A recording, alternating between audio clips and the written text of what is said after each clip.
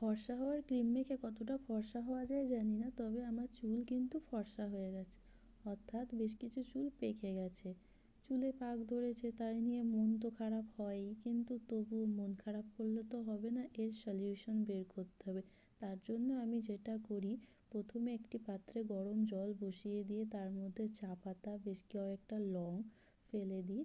এরপরে চা পাতাটাকে ভালো করে ফুটাই, তারপর ফোটানো হয়ে গেলে সেটাকে ছাঁকনিতে করে ছেঁকে নিয়ে তার মধ্যে হেনা এবং ইন্ডিগো পাউডার সম পরিমাণে মিশিয়ে 1 ঘন্টার জন্য রেখে দিই। তারপরে ওই প্যাকটাকে পুরো চুলে মেখে 1 ঘন্টা কিংবা সময় যদি থাকে 2 ঘন্টাও রাখি। তারপরে ভালোভাবে এটাকে ধুয়ে নিয়ে চুলটাকে ড্রাই করে তারপরে ভালো করে সিরাম লাগিয়ে নিই।